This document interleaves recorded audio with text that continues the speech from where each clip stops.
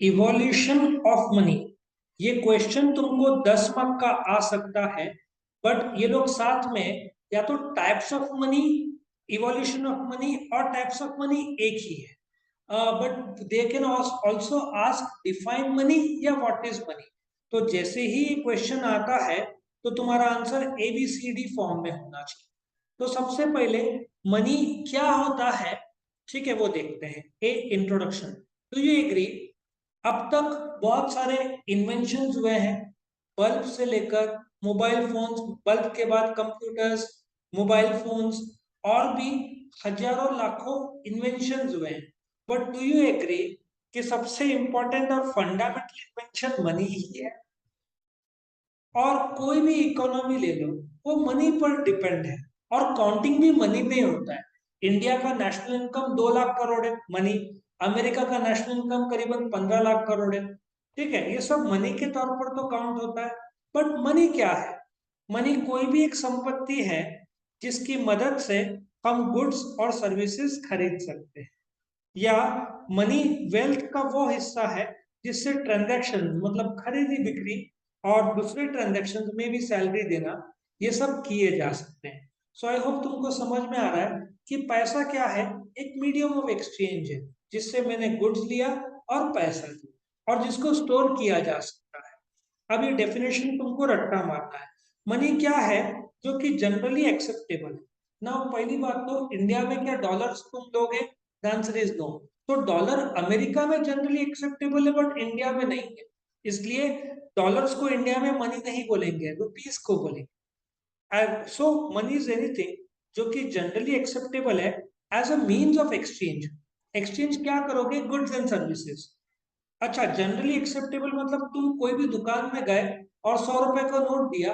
अच्छा, उसने बोला मैं 100 रुपए का नोट नहीं लूंगा, नोट अच्छा है, तो ये गुनाह माना जाए। वो मना नहीं कर सकता।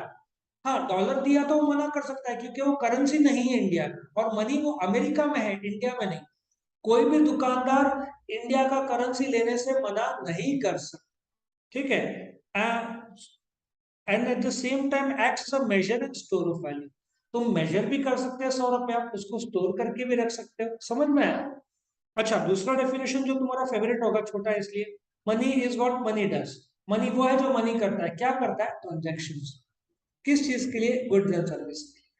अच्छा, नाउ इवोल्यूशन ऑफ मनी का हम एक एक करके पॉइंट्स देखेंगे।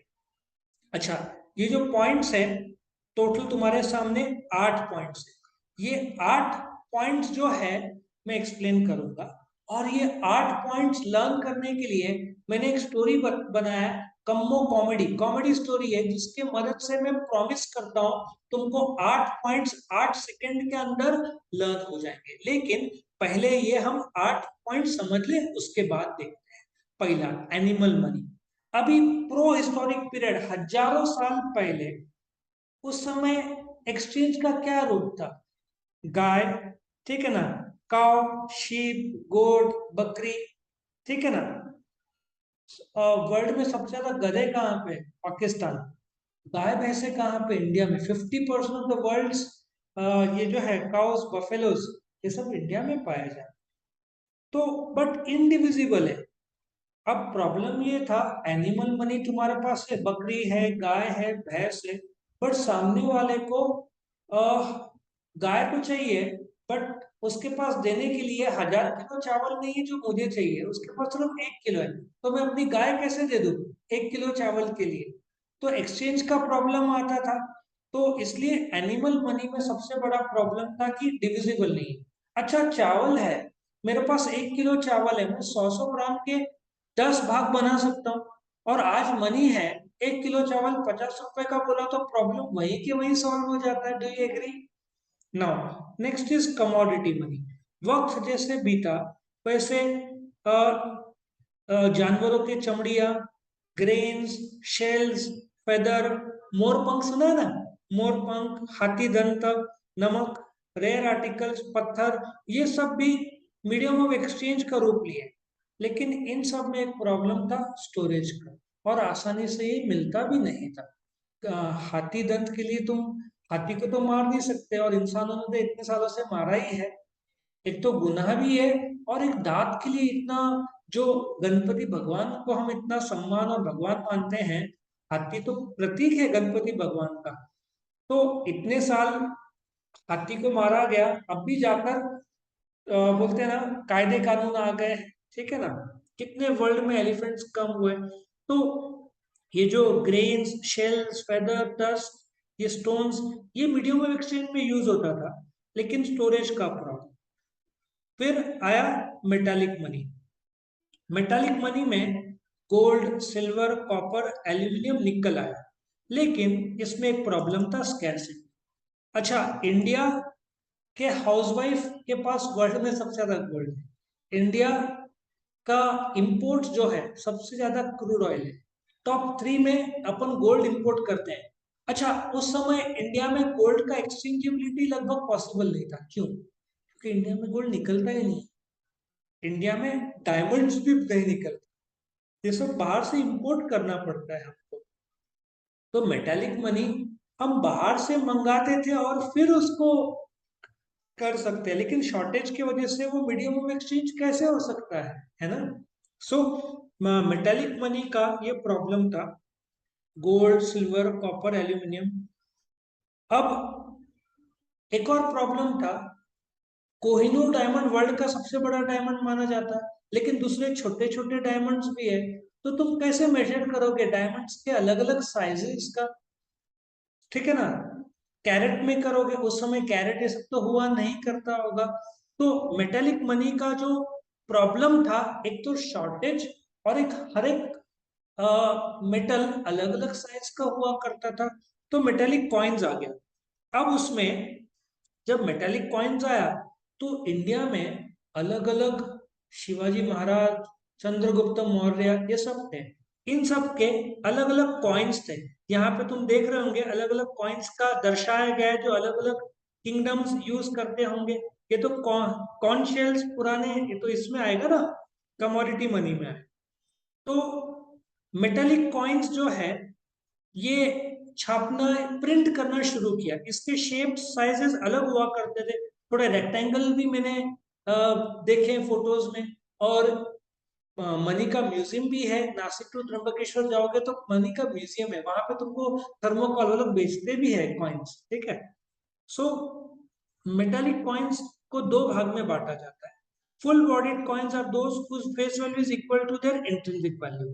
फॉर एग्जाम्पल, सपोजिटली एक 10 ग्राम का गोल्ड है, ठीक है, उसका बनाने का कॉस्ट है 5,000 रुपया, और बेच दे रहे कितने में, 5,000 रुपया। इसको स्टैंडर्ड और फुल बॉडीड कॉइन्स बोलते हैं। लेकिन टोकन कॉइन्स क्या है, कि टोकन कॉइन्स वो है जैसे 1 रुपए का कॉइन। 1 रुपए का कॉइन गवर्नमेंट को बनाने के लिए खर्चा आता होगा 50 पैसे से 60 पैसा। तो टोकन कॉइन्स क्यों बोलते हैं, बट उसमें उसकी कीमत कितना है, 1 रुपए का कॉइन, लेकिन उसको बनाने का खर्चा कितना है, 60 पैसा या 50 पैसा। तो जिसका वैल्यू ज्यादा रहता है इंट्रिंसिक वैल्यू से, उसको टोकन कॉइन्स बोलते हैं। और टोकन कॉइन्स ही बिकता है, नहीं तो गवर्नमेंट बनाने का खर्चा वो सेम रहेगा तो कमाएगा कैसे, बनाने के कॉस्ट में भी कमाए होना चाहिए। ये कॉइन्स लगभग छोटे डिनोमिनेशन में रहते हैं। मेरे टाइम में तो 5 पैसा, 10 पैसा, 20 पैसा, 25 पैसा, 50 पैसा हुआ करता था। आजकल 1 रुपया, 2 रुपया और 5 रुपया आता है। Do you agree? सो ये काफी लोअर डिनोमिनेशन में आते हैं। लेकिन ये जो मेटेलिक कॉइन्स का एक मेजर प्रॉब्लम, क्या प्रॉब्लम है, स्कैरसिटी नहीं है, अवेलेबल है।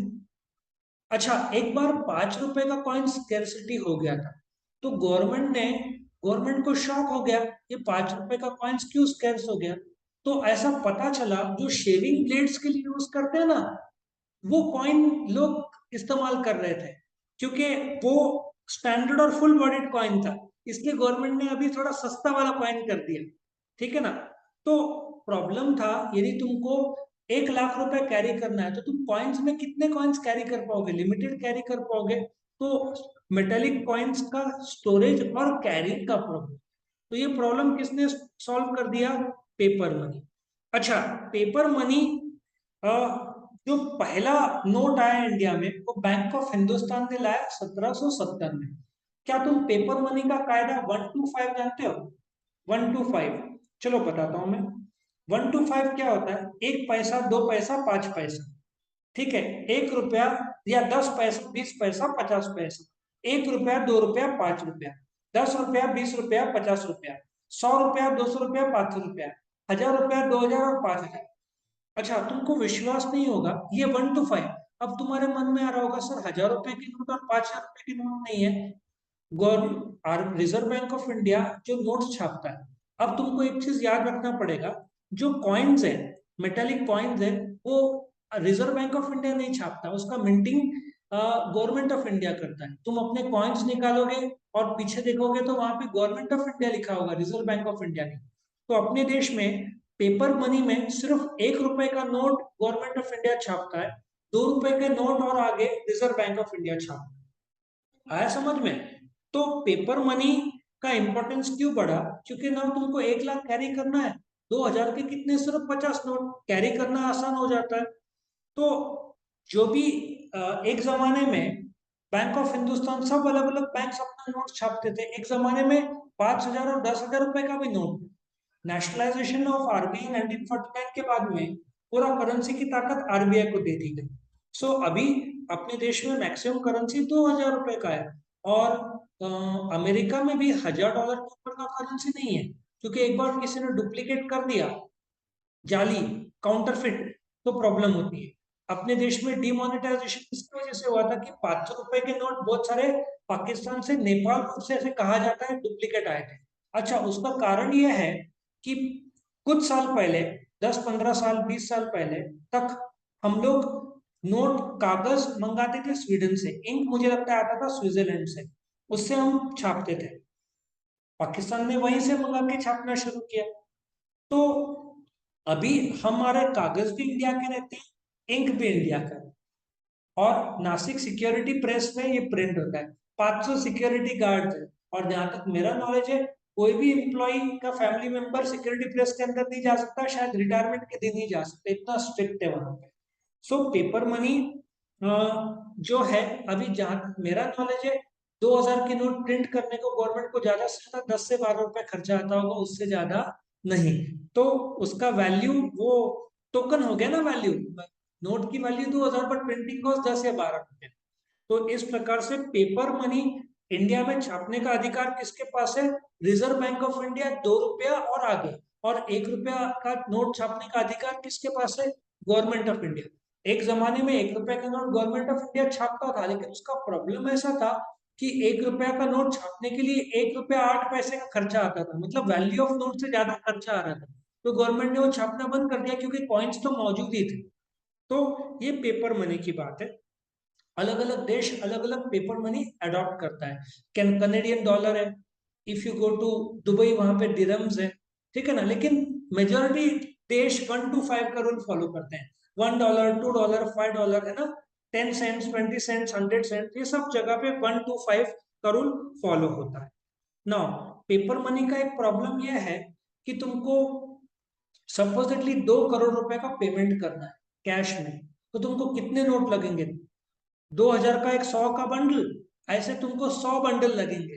तुम सोचो, और वो भी नासिक के बाहर लेके जाना हो, कितना डिफिकल्ट, और चोरी का डर, और नोट्स बारिश आ गया, भीग गए, खराब हो गए, ठीक है ना।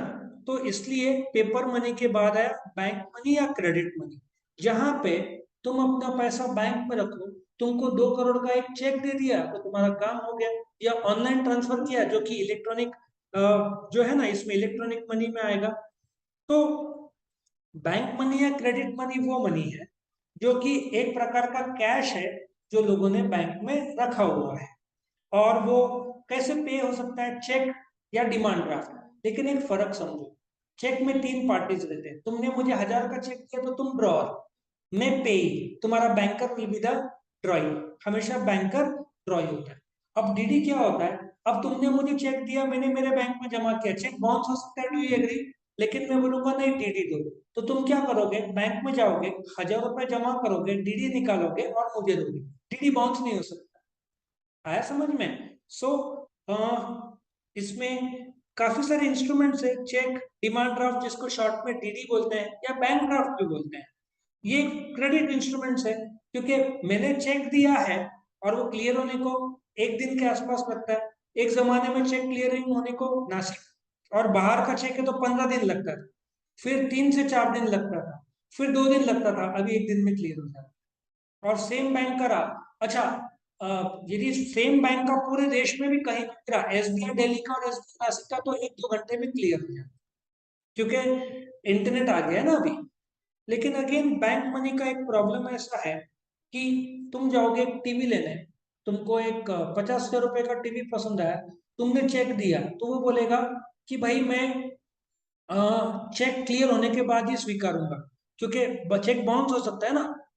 अच्छा, चेक का बात लो तो चेक में फ्रॉड भी बहुत जोरदार हुए। मैं तुमको एक फ्रॉड बताता हूँ जो बहुत जोरदार फ्रॉड है। एक ये रहा चेक, बराबर है। एक आदमी था मुंबई में, उसने लोगों को क्या बोला, तुम मेरे पास इन्वेस्टमेंट करो, मैं तुमको जबरदस्त रिटर्न दूंगा। फॉर एग्जाम्पल 1 लाख दो, मैं तुमको 3 साल में 3 लाख कमा के दूंगा। लोग खुश हो गए। तो उसने क्या बोला, तुम मेरे नाम पे चेक मत दो, एसबीआई के नाम पे दो। तो लोगों को भरोसा हो गया, एसबीआई बैंक में जाएगा और बाद में इसके खुद के अकाउंट में नहीं जा रहा है। तो लोगों ने धड़ाधड़ चेक, उसने करोड़ों जमा कर लिए। जब लोगों ने देखा कि पैसा वापस नहीं मिल रहा है तो उसको ढूंढने की कोशिश की, वो भाग गया। अब जब लोग गए एसबीआई में चेक करने तो एसबीआई ने बोला ऐसा कोई अकाउंट ही नहीं है। अच्छा, बाद में पता चला उस आदमी का नाम एसबी इनामदार था। वो क्या करता था, एसबीआई लिखता था, लोग एसबीआई लिखते थे और वो जाकर चेक के आगे NAMDAR और पर्सनल खाते में पैसा ले लेते। इतना जबरदस्त उसने फ्रॉड किया। नासिक में भी एक बैंक में एक आदमी गया और उसने एलआईसी के जो पॉलिसी रहते हैं ना, उसके बिल दिखाए, पॉलिसी में तुमको मिलता है कर्जा। उसने कुछ 10 लाख रुपए का दिखाया और कर्जा लिया। वो बैंक को लगा पॉलिसी बराबर है, ओरिजिनल है। जब वो आदमी ने लौटाया नहीं तो बैंक एलआईसी के पास गया, बोला कि ये देखो 10 लाख की पॉलिसी, उसका अकाउंट जब्त करके हमको दे दो। उन्होंने बोला इस नाम का कोई अकाउंट ही नहीं। उसने नकली एलआईसी के पॉलिसी बनाए। अच्छा, आज ये सब फ्रॉड आसान नहीं है क्योंकि सब आधार कार्ड लिंक्ड है, इंटरनेट से तुरंत जांच की जा सकती है। उस जमाने में इंटरनेट से जांच नहीं होता था क्योंकि इंटरनेट ही नहीं था, ठीक है ना। तो बैंक मनी, लेकिन इसमें भी कई बार लोगों के फ्रॉड फ्रॉड की वजह से तुम्हारे पैसे चले गए होंगे, ऐसा भी होता है। अच्छा, बैंक मनी में जैसे मैंने बताया, तुमको 50,000 का टीवी चाहिए, वो चेक एक्सेप्ट बोलेगा कि 2 दिन बाद क्लियर होगा तभी टीवी दूंगा। तुमको आज टीवी चाहिए, शुभ मुहूर्त आज है, तो प्लास्टिक मनी आ गया। प्लास्टिक मनी 3 भाग में आया, पहला एटीएम कार्ड, दूसरा डेबिट कार्ड और तीसरा क्रेडिट कार्ड। अच्छा, ये 12th में है, ओसी के 4th चैप्टर बिजनेस सर्विसेज में, लेकिन मैं शॉर्ट में बताता हूँ। तो प्लास्टिक मनी में जो एटीएम कार्ड है वो कैसा था। अच्छा, नासिक में एटीएम था ही नहीं पहले, तो तुमको पैसा चाहिए तो तुम बैंक में जाओ, चेक या विड्रॉल स्लिप विद पासबुक से विड्रॉ करो। बैंक का टाइम भी 10:30 से 2-3 बजे हुआ करता था, और सैटरडे संडे को तो बैंक बंद, यदि रहा तो संडे को।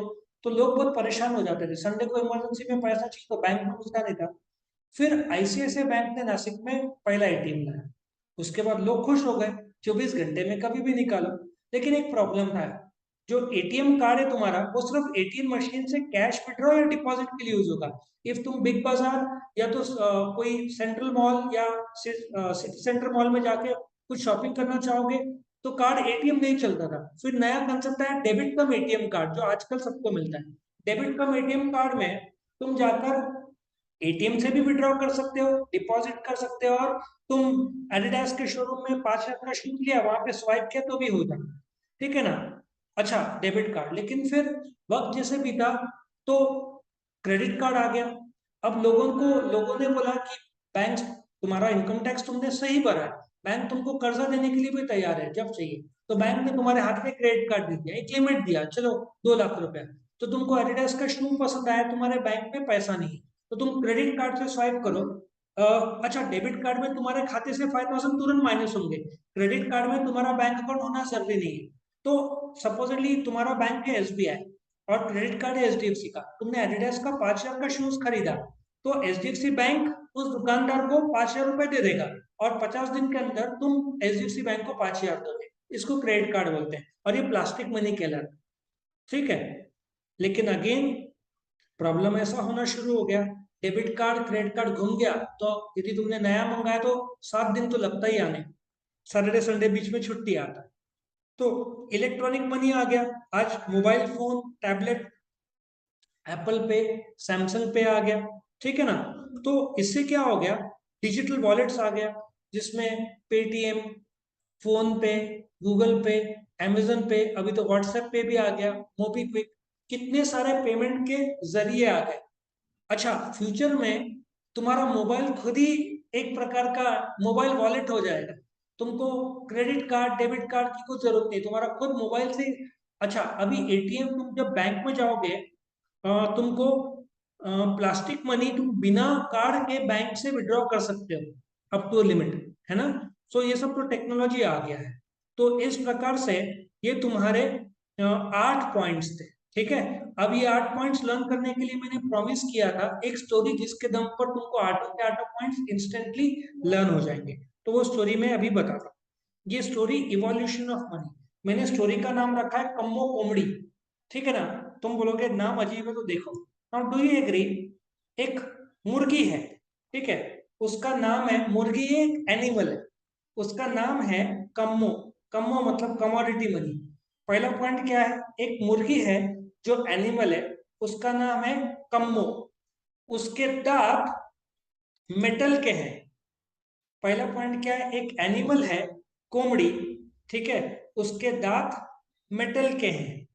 लेकिन आजकल का नया फैशन है ना कि दांत में तुम गोल्ड या डायमंड लगाते हो, तो कोमड़ी बोलती है मेरे दांत में मैं भी मेटल लगाऊंगी। तो वो क्या करती है, गोल्ड कॉइन लगाती है अपने दांत में। पॉइंट नंबर 1 क्या है, एक एनिमल है, उसका नाम क्या है, कम्मो, कमोडिटी, उसके दांत मेटल के हैं, उसमें से एक दांत में उसने गोल्ड या मेटेलिक कॉइन लगाया है। अब ये कोमड़ी खाने में न्यूज़पेपर खाती है, ठीक है ना, पेपर खाती है। देखो यहाँ पे मैंने फोटो में दिया है, ये कोमड़ी क्या खाती है, पेपर खाती है। अच्छा, ये कोमड़ी हर रोज सवेरे 6 बजे, मॉर्निंग 6 o'clock को एसबीआई बैंक में जाती है। बैंक मनी हुआ। अच्छा, ये देखो एसबीआई बैंक में ये कोमड़ी जा रही है, हर रोज सवेरे 6 बजे जाती है, और वहां पे पड़ा हुआ डेबिट और क्रेडिट कार्ड जो है, जो कि प्लास्टिक मनी है, उसको खाती है। और फिर जैसे खाने के बाद फिर इलेक्ट्रॉनिक अलार्म प्रेजेंट करती है, कुकड़ू कू करते हैं ना। तो एक बार रिवाइज करते हैं फटाफट। नंबर 1, कोमड़ी एक एनिमल है, ठीक है, उसका नाम है कम्मो, उसके दांत मेटेलिक के हैं, उसका दांत में एक मेटेलिक कॉइन है, वो क्या खाती है, पेपर। हर रोज सवेरे वो 6 बजे बैंक में जाती है, बैंक मनी, जहां पे वो प्लास्टिक आती है, प्लास्टिक कार्ड, ये प्लास्टिक कार्ड है ना। और फिर खाने के बाद वो एक इलेक्ट्रॉनिक अलार्म प्रेजेंट करती है। तो ये आठों के आठों पॉइंट्स हो गए, एक बार बिना देख के लिख के निकालो, देखो तुम्हें याद है।